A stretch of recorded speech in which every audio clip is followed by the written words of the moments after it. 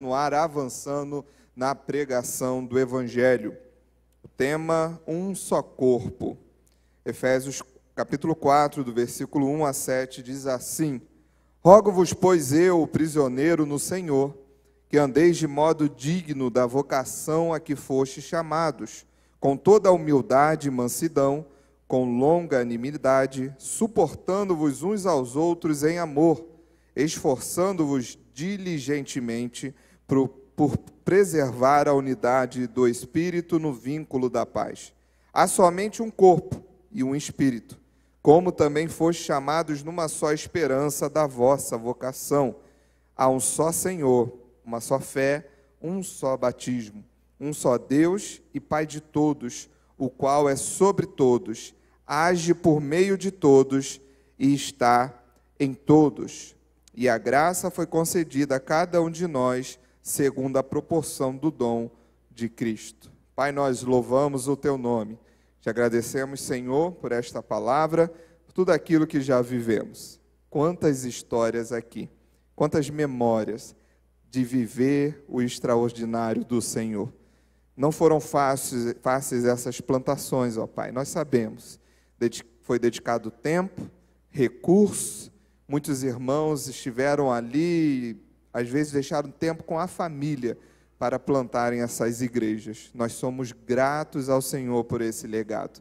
Obrigado a Deus pela liderança da PIB de Campo Grande, que ao longo destes anos apoiou o avanço do reino por todo o bairro, por outros municípios, e assim tem feito pelo Brasil e pelo mundo.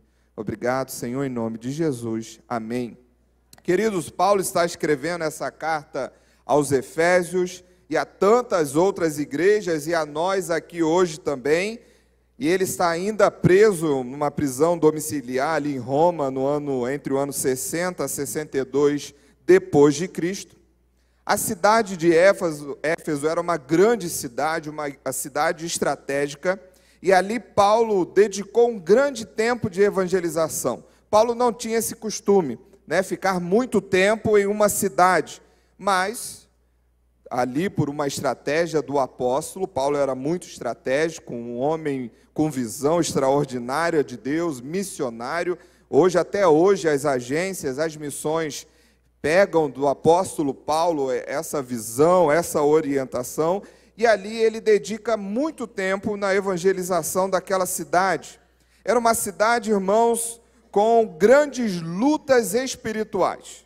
Ali ficava um grande centro de adoração à deusa Diana.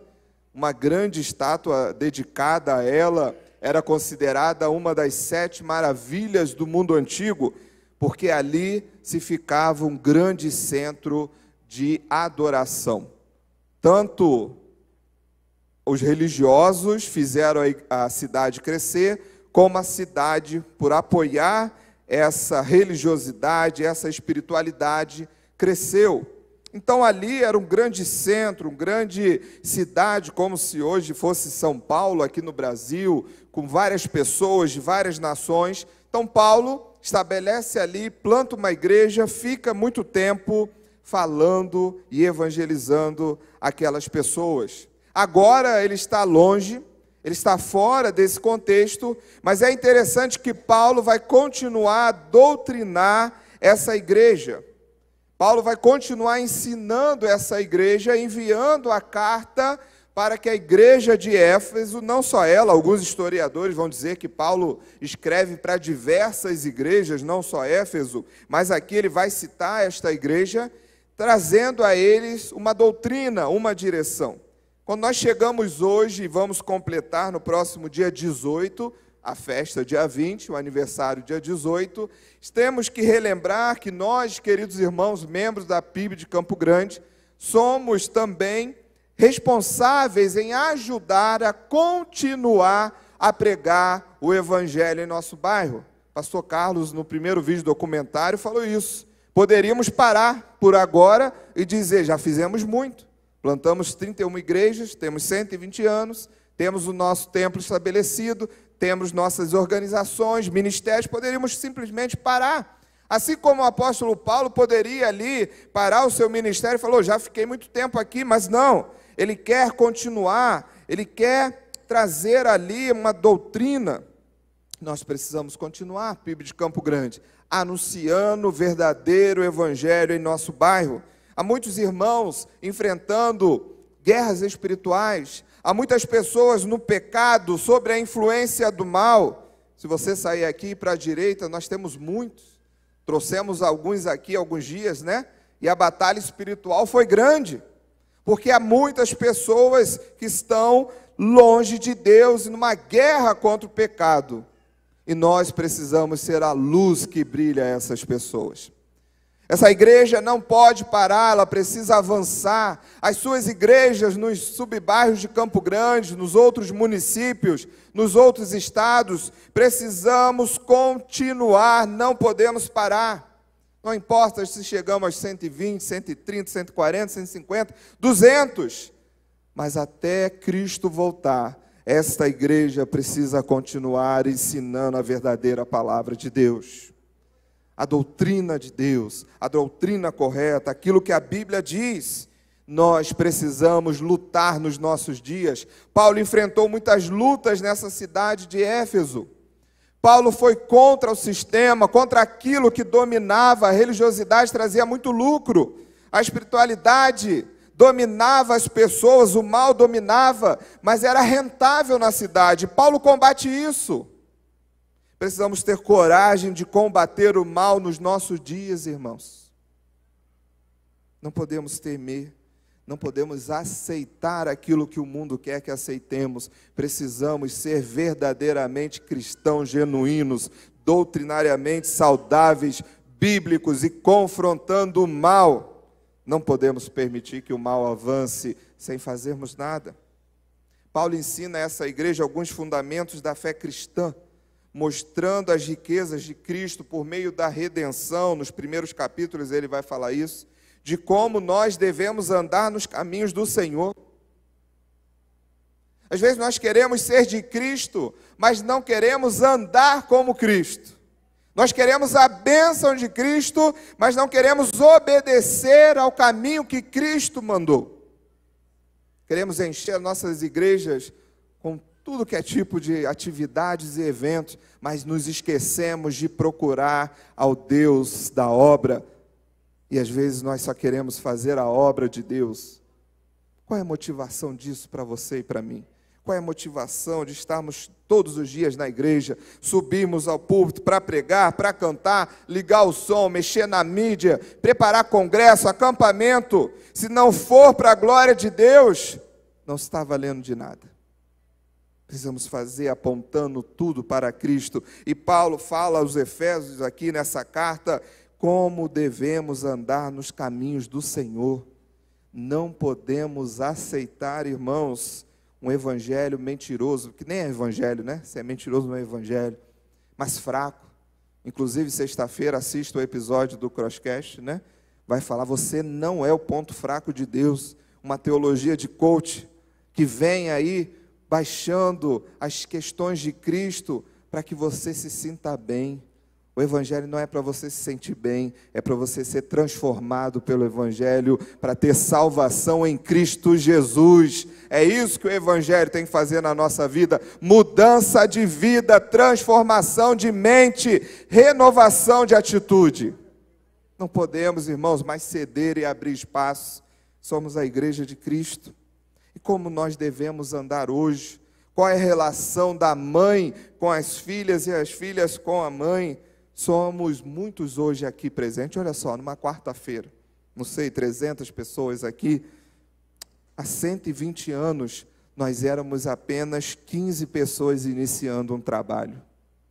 Há 120 anos, 15 pessoas lá em Santa Cruz iniciaram a igreja oficialmente. Muitos saíam do engenho de dentro, pegavam o trem, iam para Santa Cruz, depois vieram para cá, e a igreja continuou anunciando, enfrentando barreiras, enfrentando situações, confrontando o pecado, e hoje eu e você podemos estar aqui com conforto, ouvindo a palavra de Deus, mas não podemos apenas sentar no conforto. Precisamos continuar trabalhando para o crescimento da igreja de Cristo.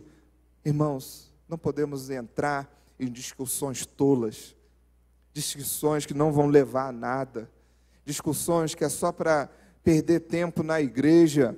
Se você está vivendo isso, se a sua igreja está passando por isso, ore ao Senhor, peça direção ao Senhor, busque ao Senhor perdão, paz, harmonia, alegria, mas não permita que isso entre na sua igreja em nome de Jesus. Paulo está ensinando isso aqui aos Efésios. Para isso, nós precisamos entender que a igreja tem um papel relevante neste tempo. A igreja ainda é relevante, meus irmãos. As vozes do mundo estão sendo muitas. Com o avanço aí da internet, da tecnologia, nós temos acesso a tanta coisa. Tem coisa boa, tem muita besteira também, que a gente passa o dia assistindo, e a nossa mente vai sendo ali bombardeada com isso, e depois a gente fala, Deus não está falando comigo, eu não estou ouvindo a voz de Deus. Mas para isso você precisa buscá-lo. Você precisa ler a Bíblia, você precisa orar, você precisa ter a comunhão com a igreja. Irmãos, nós estamos num tempo de confronto. Sempre teve, a igreja sempre está em confronto, e nós não podemos nos acovardar e nos acomodar neste tempo. A igreja vai avançar porque ela é de Cristo, independente de eu e de você, mas você pode fazer parte disso, é privilégio seu fazer parte desse movimento de Deus. Você precisa entender que a igreja tem papel relevante ainda neste tempo, porque ela é de Cristo. Primeiro princípio, são dois, eu vou finalizar. A igreja, ela é central no propósito de Deus no mundo, pois ela é um sinal da reconciliação de todas as coisas em Cristo. Efésios 3:6 vai nos dizer o seguinte, a partir do 5, o qual em outras gerações não foi dado a conhecer aos filhos dos homens, como agora foi revelado aos seus santos, apóstolos e profetas, no Espírito, a saber que os gentios são co-herdeiros, membros do mesmo corpo e coparticipantes da promessa em Cristo Jesus, por meio do Evangelho. Eu e você hoje somos sim co-herdeiros, membros do corpo de Cristo. Segundo aos Coríntios 5:18-20, nós embaixadores formados têm que saber de cor, vai nos falar que Cristo veio e reconciliou todas as coisas, nos tornando embaixadores. Você não é embaixador, meu querido menino, hoje menino, daqui a pouco homem, para vestir apenas uma camisa e saber os ideais. Você é um embaixador da reconciliação de Cristo, um anunciador das boas novas. Eu e você, irmãos, independente da idade, somos embaixadores com o propósito de anunciar que a reconciliação é possível em Cristo Jesus. Ele, Cristo, é o dono da igreja, Ele é o salvador da igreja, não sou eu, não é o pastor Carlos, não é você, querido pastor, você fundador da igreja, é Cristo Jesus, o nosso Senhor. Ele é o Senhor da igreja, e eu e você somos embaixadores do Rei, que pregam a reconciliação de Cristo. Uma vez você foi reconciliado, agora você é o mensageiro desta reconciliação. Glória a Deus por isso, irmãos. Cristo é quem reconcilia o pecador, fazendo da sua igreja uma noiva abençoada. Nós somos a noiva de Jesus, reconciliadas com Cristo. Amém? Amém, irmãos? Glória a Deus. Você foi reconciliado, você foi tirado ali das garras do diabo para ser uma igreja que ilumina, que transforma através do Evangelho de Cristo Jesus. Você tem esse privilégio. Então faça a sua parte. A igreja precisa ser uma comunidade onde o poder da reconciliação precisa ser experimentado e compartilhado com todas as pessoas. Outro dia eu ouvi uma frase, é verdade. Às vezes nós temos medo de crescer. Nós temos medo de viver o extraordinário de Deus. A gente prefere ficar no nosso conforto e naquilo que a gente conhece. Mas Deus nos chama a conhecê-lo e prosseguir em conhecê-lo e a viver novas coisas todos os dias na presença dele. Igreja PIB de Campo Grande, irmãos aqui, não tenham medo de avançar, não tenham medo de crescer. Vai dar trabalho? Vai, mas é para a glória de Deus e ele vai cooperar, ele vai ajudar, porque o poder vem dele, não vem de nós. O Senhor possa nos ajudar nesse primeiro princípio. A igreja é central no propósito de Deus. Segundo princípio, a igreja precisa ser unida e consciente de quem é que salva e a sustenta. A igreja precisa ser unida. Paulo nos chama aqui no capítulo 4 a andarmos. Ele usa uma figura de linguagem para mostrar como devemos nos comportar moralmente como servos do Senhor. O apóstolo nos dá indicações claras para qual vida eu e você fomos chamados. Chamados, versículo 1, para uma vocação. Esse chamado é para vivermos plenamente uma vocação. Queridos irmãos, infelizmente nós vemos muitos casos, né? Questão moral, ética, pastores que sobem no púlpito e falam e pregam, líderes da igreja que não querem andar com Cristo na sua santa vocação, que sejam dignos de andarem na vocação que foram chamados. E como vamos andar? Com toda humildade, com mansidão, com longanimidade, procurar viver em paz com os irmãos, não deixando que as diferenças sejam maiores que aquilo que nos une, que é Cristo. Às vezes nós entramos, irmãos, em discussões, e isso nos afasta, e aí eu não concordo com isso, não concordo com a parede branca, eu quero amarelo, então eu vou dividir, vou abrir outra igreja ali na esquina. Não podemos permitir que isso aconteça. Precisamos ser humildes, mansos, até porque sem ser humilde não veremos ao Senhor. O crente precisa de humildade. O crente precisa de mansidão. Está aqui, Paulo. Você vai viver a sua vocação dignamente, com toda, é fruto do Espírito, com toda humildade, mansidão, longanimidade, suportando-vos uns aos outros em amor. Procure viver em paz, irmão, com seu irmão em Cristo. Procure viver em paz na sua igreja. Não seja aquele que vai causar contenda, mas seja aquele que vai trazer uma palavra do Senhor, vai chamar para orar, vai trazer uma palavra de Cristo, uma palavra de paz, não vai permitir que determinados assuntos prossigam, porque a vontade do Senhor é que vivamos unidos uns com os outros. Precisamos vencer, irmãos, esse ponto de diferenças, pois qualquer motivo nós queremos gerar brigas e nos dividir. Eu estou com a razão e não quero ser contrariado. Cuidado, você pode estar indo pelo caminho errado. E ele diz no versículo 3, se esforce para preservar a unidade do Espírito pelo vínculo da paz. Cristo uniu os crentes através da sua morte, reconcilia o homem com o Pai, e agora eu e você devemos buscar manter a unidade e expressar isso através do fruto do Espírito, como a mansidão e a humildade. Estamos dispostos a fazer isso? Você está disposto a fazer isso a partir de hoje? Buscar a paz, ser humilde, buscar ser manso. Vamos avançar nesse tema, igreja, por amor a Jesus, não é por mim, não é porque eu estou falando com vocês essa noite, por amor a Jesus, vamos avançar nesse tema. Sabe por quê? O próprio Paulo responde, a partir do versículo 4.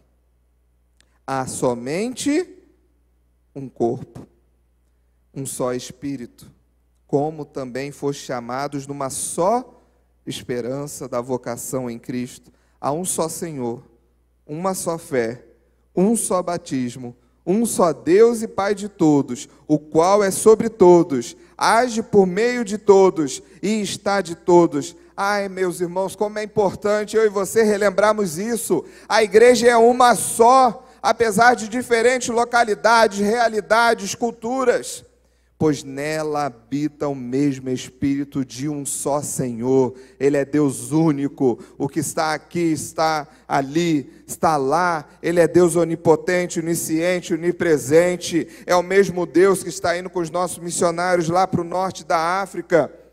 E lá será plantada uma igreja para a glória de Deus. É nesse mesmo Espírito. Então vamos buscar a unidade, voltar a estarmos juntos, buscar ao Senhor constantemente, porque a igreja do Senhor é uma só, e Ele é o cabeça da igreja. Ah, queridos, nós precisamos avançar nesse tema novamente. Este Senhor, que é meu e é seu, age por meio de todos. Ele não é exclusivo de uma placa de igreja. A gente, às vezes, tem na televisão, né? O Senhor está aqui, sim. Ele precisa se manifestar através da sua igreja. Você e eu podemos ser grandes testemunhas do Senhor pelo poder do Espírito Santo. Mas para isso eu preciso buscar a unidade. Para isso eu preciso estar junto. Para isso a gente precisa estar orando. Para isso a gente precisa estar buscando esse mesmo poder que operou lá no passado em Atos 2, 3, 4, e a igreja cresceu, a igreja avançou, a igreja viu milagres, a igreja multiplicou, chegamos até aqui, estamos avançando em lugares nunca antes imaginados. Por quê? Pelo poder do Senhor Jesus Cristo, que nos impulsiona aí, o dínamos de Atos, capítulo 1, versículo 8, é pelo poder do Espírito Santo que você será testemunha, irmãos. Mas para isso, para viver esse poder, para viver e experimentar esse poder, você precisa buscar ao Senhor de todo o seu coração, de toda a sua alma, porque a igreja de Cristo é uma só. Não somos muitas apenas, cada localidade tem a sua igreja plantada, mas a igreja de Cristo, ela é universal, porque o cabeça é um só, e o cabeça é o dono da igreja, o dono da igreja é Jesus Cristo. É Ele que tem que pastorear a igreja, porque Ele é o pastor da igreja, e Ele traz servos fiéis, pastores idôneos, éticos. Com certeza você o é, e nós temos aqui também o nosso pastor Carlos, mas o pastor sacerdote da igreja principal é o Senhor Jesus Cristo. Meus irmãos, por que não andamos mais juntos? Por que nossas igrejas não se reúnem como estamos reunidos aqui hoje para orarmos, para buscarmos? Por que os nossos jovens não estão se encontrando mais vezes? O tempo é agora, irmãos. O tempo é hoje. Vamos nos unir, vamos buscar ao Senhor para o avanço do reino. Por que nós vamos mandar um missionário sozinho se podemos mandar juntos? Por que plantar uma igreja sozinho se nós podemos plantar juntos hoje? Por que evangelizar sozinho se podemos evangelizar como corpo de Cristo? Possamos fazer mais encontros de orações, mais encontros como esse, de diversas igrejas, vencendo nossas diferenças e voltar ao que diz a nossa declaração doutrinária, cooperarmos mutuamente uns com os outros para o avanço do Evangelho de Cristo Jesus. Jesus, irmãos, para finalizar, Deus nos chama à unidade. Ele quer nos fazer avançar ainda mais, mas para isso precisamos renovar a nossa aliança com Ele e uns com os outros. Deus quer unidade, e essa unidade começa comigo e com você.